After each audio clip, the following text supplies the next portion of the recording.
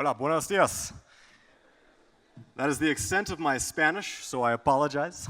My wife is normally my translator, but she is not here, so I will just continue on in English, and I apologize for the inconvenience. So my name is Davis Hake. I'm the Director of Cybersecurity Strategy at Palo Alto Networks. At Palo Alto, I am responsible for our threat intelligence work, as well as our risk management policies.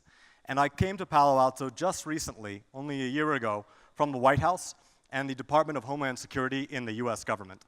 And I'm very honored to be here today, because in the government, I did a lot of time talking about cybersecurity, talking about threats, and dealing with members of critical infrastructure that were impacted, but it was only the US view. And we never really got a chance to go out and talk beyond our borders.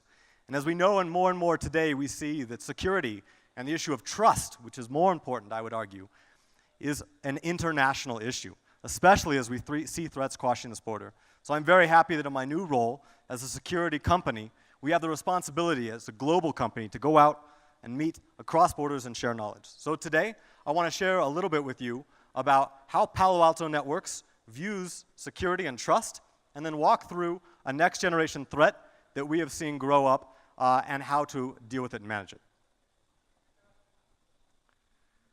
So this year was the first year that Palo Alto Networks joined the World Economic Forum. We started off as a small startup company, kind of scrappy with an interesting technology, and we've grown up to be a major global enterprise. And because of this, we're finding ourselves more and more in conversations that are not just security, but they're conversations about global trust and strategic issues. So at the World Economic Forum this year, our CEO attended, and the theme at Davos was the fourth industrial revolution. And what they meant by the fourth industrial revolution is that we've seen steam power, we've seen electricity, we've seen modern manufacturing processes all drive incredible innovations. And at every turn, it's been disruptive to the humanity species globally. And now, what they believe is that we are in the middle of a digital industrial revolution.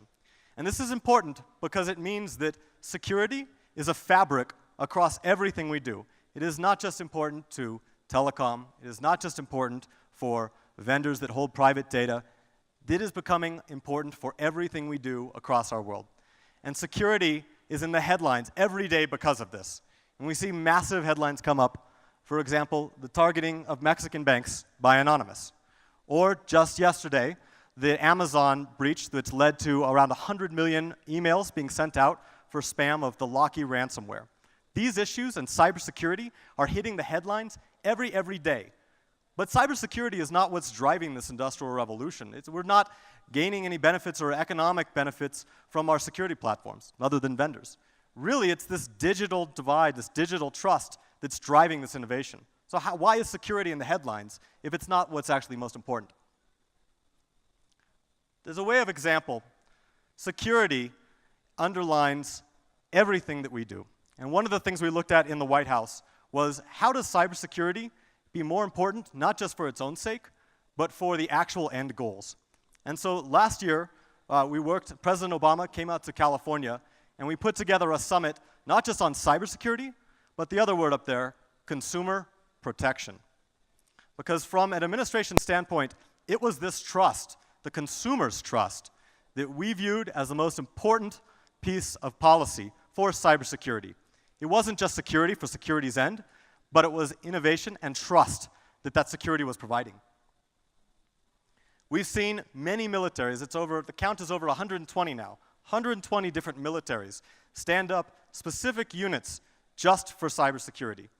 They've focused and they've realized that no longer can they operate in just a physical domain where they're only thinking about troops or physical security, but that everything is tied back digitally. And in the United States, they've stood up a specific cybersecurity command. And I have friends that have worked here, and they've received even medals and patches for doing things online.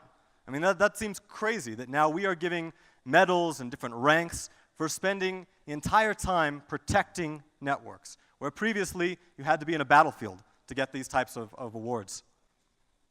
And the last thing that we see cybersecurity really impacting are boardrooms in the private sector. So as many of you know, in the United States several years ago, we had a large watershed moment with one of our retailers, Target, that was hit. And I call this a watershed moment because beyond just being a normal data breach, something unique happened at the end of the data breach. And that was that the board of directors was held responsible.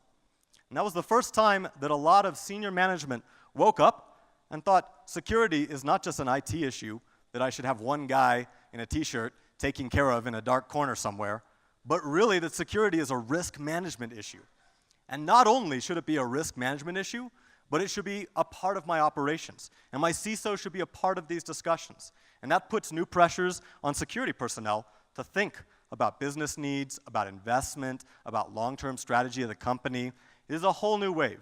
And so last year with Palo Alto Networks, I led an initiative with the New York Stock Exchange to bring together best practices for board members and CEOs as a tool for CISOs or for technical personnel to walk into their boss's office and drop this guide off and say, here's where you start. Here's where you start thinking about security. And security in cyber has really put us in uncharted territory. When I talk about the fourth industrial revolution, you talk about some of the other technologies that are driving innovation. SaaS, mobility, cloud. These technologies are disruptive for how we do business, and they're disruptive because they're pushing even companies that aren't necessarily very technologically forward-thinking, they're pushing them there as they have to compete and they have to use these technologies. But you don't see any presidential summits on SaaS, you don't see any new military commands for mobility, and you don't see any standing boardroom committees about cloud. So why is cybersecurity so particularly different? Well, cybersecurity is different because, as I mentioned earlier, it is the fabric of trust that underlies every new technology. As we develop these new, more innovative technologies, each one creates a new attack space. It creates a new area that we don't yet understand. We don't understand how to use the technology fully for businesses, but more importantly, we also aren't quite sure of the risks. So as we are moving along with new innovation, security continues to try to catch up. But that is why it's so important to think about security, not just from a security standpoint, but from a business and operation standpoint. So that while you are looking at deploying these new technologies, you are thinking about the risks they imply and how to do them securely. Because if we don't think about security from a standpoint of operations and risk, we are presenting a massive, massive opportunity for the attackers. And I will talk a little bit about specifically SaaS attacks and how we have now seen new attackers just over the past year start using software as a service model to deliver very dangerous malware at scale. So it's not only these technologies that are getting more complex, but it's how we use them. So at Homeland Security, one of my key jobs was to work on briefings and discussing with members of Congress and other companies about ICT, or Internet Connected Devices, SCADA systems, ICS. Nowhere do we have such a large digital impact across the physical space. And this is a great map, and so what this map shows is it is a tool called Shodan. And Shodan is essentially Google, but for physically connected devices. You can go on there and you can search for the name of any device, and it will pop up if it's internet facing. It'll talk to you, and it will say, hello, who are you? What can I do for you? If you've misconfigured it, it may even accept that hello and say, okay, I'll shut down, I'll turn off, I'll spin faster, I'll spin slower. So this is essentially a massive map of attack for attackers interested in critical infrastructure. And what this map shows is it shows a heat map of concentrations of internet-connected devices. And so as you see, as the globalization and economic factors start growing and spreading, so too does this heat map. What that means is that as the world economy develops, as we progress down this fourth industrial revolution, we are making our world more complex, and without doing something about it, more risky. And what is our strategy today? So our traditional strategy has been to tack things on as we get smarter, right? You learn from your mistakes. But we haven't really learned from our mistakes. We've just started adding up to our knowledge. You start off in the 90s when you're looking at firewalls, and then you move to antivirus, and then you move to IPS, and then you wrap all these things together and you call them a UTM. But what it still really is it's individual point security products all operating on their own.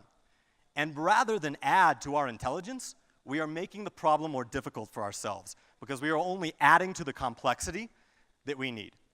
And the adversaries that we were watching at Homeland Security They know this, and they rely on this. They rely on this because they can attack each piece individually. They don't have to climb the entire mountain. They can go one step at a time. They can get past a firewall. They can get past an IPS. They can deploy on your endpoint because they know that their malware sneaks past antivirus. And it's not correlated, and it certainly doesn't respond automatically. It doesn't respond faster than the attackers can, which is what we have to do in order to achieve real security. I'm going to talk a little bit about a philosophy that's very important to us at Palo Alto Networks. And this is the idea that cybersecurity is not just a technical problem, but it is an economic problem. And what we have seen, especially modern, follows, for all the techies out in the audience, Moore's Law. And Moore's Law states that every year, technology essentially gets better and cheaper. The adversaries have taken advantage of this to share tactics and advanced tools, and taking advantage of the automation provided by Moore's Law, so that every year, they don't have to get smarter because their tools get more powerful. And if we are still stuck thinking that we are going to add a new layer and add a new piece and add something different that is completely siloed and separate is going to stop them, they will just climb right over that ladder. Instead, what we have to do is we have to understand that attackers are mostly not just doing this for fun. There are some out there, I have some friends, they enjoy breaking things. That's great. Those guys are usually the good guys. The bad guys, the ones we really want to keep out, are doing this for money, or they're doing it because it's their professional job somewhere. Which means if they're doing it for money or a job, that they have a list of requirements, they have a task list they need to get done, and they have a bottom line that they need to meet to make it worth their while. So this is what we have to do. We have to change the economics of cybersecurity such that it is not profitable and it is not worth their time to get into your network. We have to stop thinking about trying to catch them after they've already had success, because they're going to keep on trying because they know that they'll be successful another time. So we ran a study with the Ponemon Institute, which is a US research organization that you may be aware from a lot of their studies about how much malware costs and the costs of cyber attacks every year. We had the Ponemon Institute survey white hat, gray hat, and even black hat criminal hackers. And we asked them, we said, during your work, what is worth your time? And how much does it take to dissuade you to move on to something else? And we found some very interesting stats. Nearly 70% of hackers in the Americas, Germany, and the UK and Europe all said that they were largely financially motivated. That what they were doing, if they didn't get a cost at the end of the day, it wasn't worth their time. 72% of them said that they were also opportunistic. And opportunistic is different than aggression. So opportunistic is the mugger that sees you on the sidewalk, walking around with your cell phone, walking with your wallet out, flashing some pesos. He's just going to come because you're an easy target, right? That 30% or that 28%, they will go after the hard target. They are like the Ocean's 11 criminals that make their planning and go for the big heist, right? But 72% is huge. And if we can do something to tackle that 72% with just the economics, then we can take our next generation technology and really hunt for that other 28% and really kick them out. And the most critical statistic of this, to really change the cost of cybersecurity for the adversaries, was that we found that if you have two organizations side by side, similar targets, similar security, if one security can present a stronger defense and waste about 40 hours of the attacker's time, only 40 hours, 2 days, then the attacker will move on to another target. He will think it's not worth it. If you think about these numbers, it's very powerful because it shows that cyber attacks are actually manageable, that we can actually start preventing these attacks by dissuading the attackers and making it not worth their time. Unfortunately, this is not what we're doing today. And it also requires a global approach, because no longer can one country or one entity or one even company solve all of this problem. If we are going to change the economic forces, it has to be like the Industrial Revolutions happening globally. It has to be a global effort, which is why I'm proud to be talking to you guys today. So where do you start? How do you start to change the economics? Prevention. Prevention has become a dirty word in many security circles because the traditional idea was that you built one device, a firewall, and you said, I'm going to set this, and it is the perfect wall. It will prevent anything from getting in. Because if the attackers get in, I'm done, right? It's binary. It's 0 and 1. You're either attacked or you're not attacked. The United States and many other countries that started looking at this issue said, okay, we can't do prevention, and we can't stop the attackers, so instead, we need to do detection and then response. So we need to find out when we've been hit, and then we need to respond to them to clean up the old attacks as quickly as possible, because we can never be as faster as the attackers, right?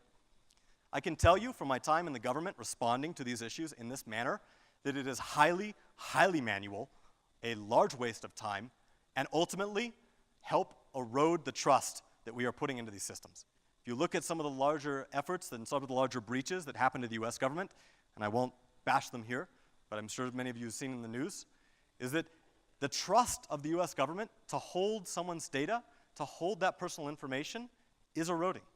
And I know in Mexico you just recently had an incident where a researcher found 93 million people in a voter registration database, hanging it out online.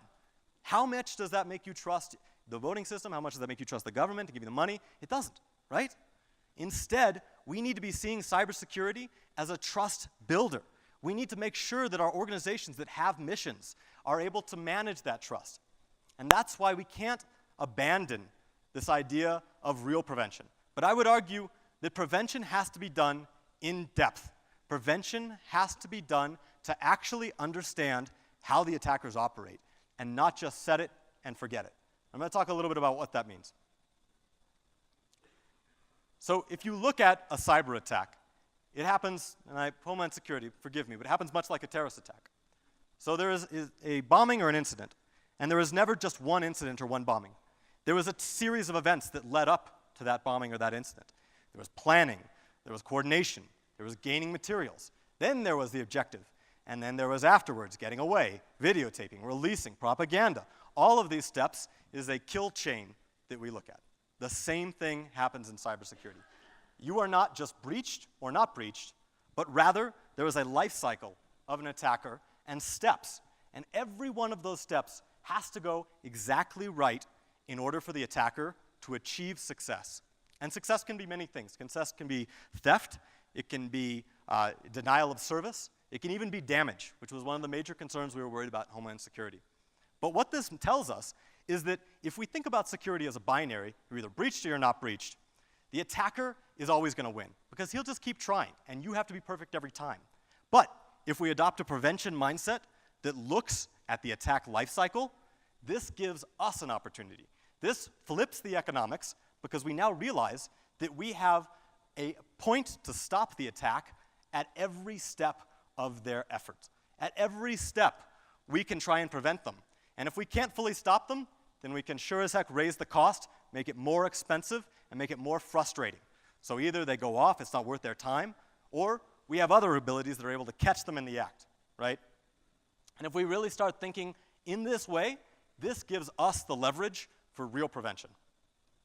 At Palo Alto Networks, we break down prevention into three basic categories. You've got your intelligence, you have your architecture, and then you have information sharing. So I'm going to walk through a little bit of these.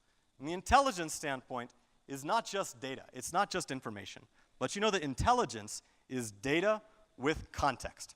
Because without that context and without an ability to do something with it, it is useless.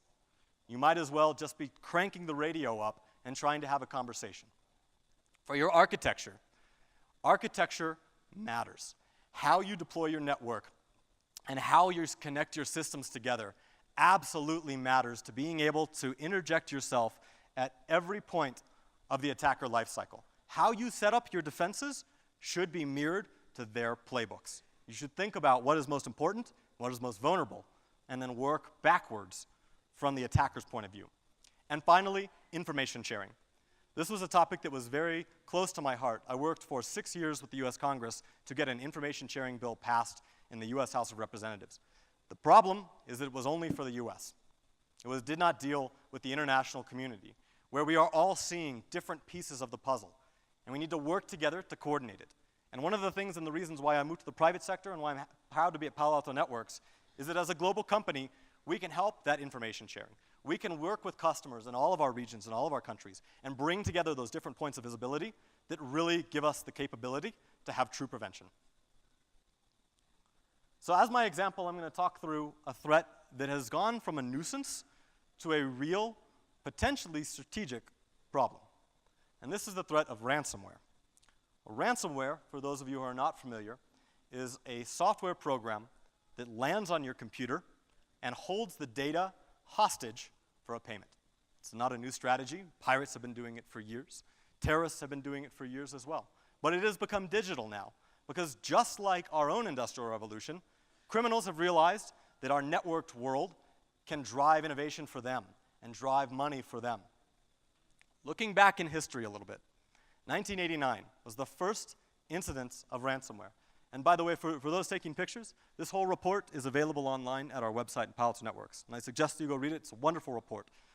No products, just straight research. It's excellent. In 1989, AIDS researchers around the world were working to try and collaborate on cures for this new epidemic. One particular researcher, Dr. Pop, had been spurned for a job interview. So what did he do? He wrote a program claiming to be a survey. And if you answered the survey, you would be able to identify candidates that were potentially infected or were not. He sent this survey out to as many of his colleagues as he could, which is tragic. Because what this software actually did was that the 90th time that you booted your computer, it changed all of the file names, randomized them, making all of your files inaccessible. They were still there. It wasn't as bad as modern-day encryption. But you can imagine at the time, it damaged many, many people. And actually in Italy, there's a group of researchers that think that this set their research back years and years, just from the damage of this one guy. He was caught, eventually tried, but part of his business model was very interesting. So he was a criminal, and he was asking for money. He said he was doing this to try and raise awareness or gain different connections in the community, but he was also asking for money. But the way he was asking for money was very ineffective. He required that people that were infected send a check to a P.O. box in Panama, and eventually their computer would be unlocked. Now, if your computer was hit and someone told you to send a check across the country to another country and say, oh, eventually your computer will be unlocked, I imagine nobody would pay, right, because you wouldn't trust them. So as a business model, it's not very good. Unfortunately, business is a very strong driver of action. And so what we have seen throughout the years is we have seen ransomware become more sophisticated, not just from technology, but from a business standpoint. And in 2013, there was a real revolution in ransomware through a threat called CryptoWall. And what CryptoWall did is it did two things to professionalize ransomware. It took ransomware away from just a scare tactic where something may pop up on your computer and say, oh, you have a virus, click here, pay for this, but to actually encrypt the data on your network. That was number one. So it worked. You couldn't just repair it easily. The second thing it did is it started to use Bitcoin for demanding payments. And as all you know, Bitcoin has been an incredibly successful cryptocurrency that provides strong anonymization for those that are transacting in it. And so what it allowed is it allowed for the victim, for the criminals, for the first time, to set up a legitimate business relationship with their victim. They would lock their computer, and they would say, we have noticed that you have some problems on your computer, but we are good people.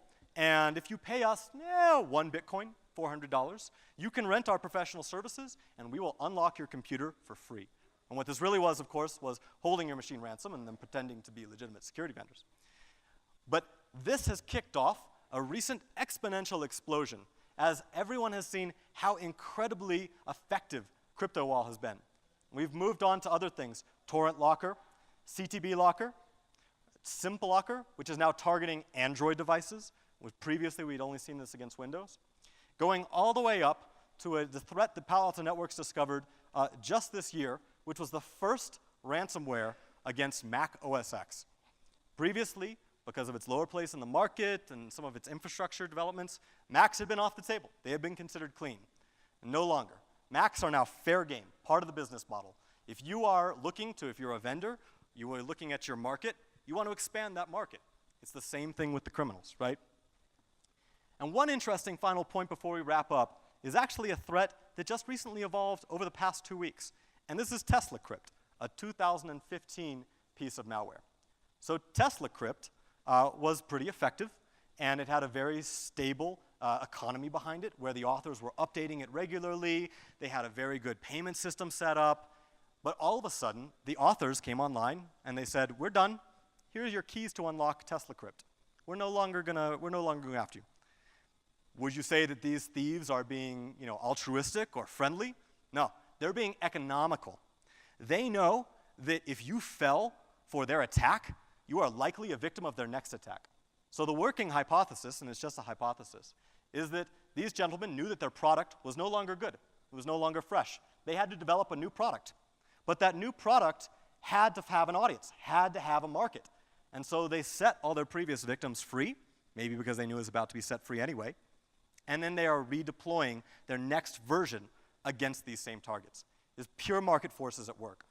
And it would be fascinating if it were not so damaging and deadly. Or not damaging, but not, thankfully, yet deadly. But I do raise deadly for a very important reason.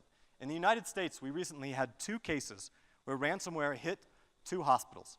The first was the Hollywood Hospital in Los Angeles, California. Their entire infrastructure had been hit with ransomware.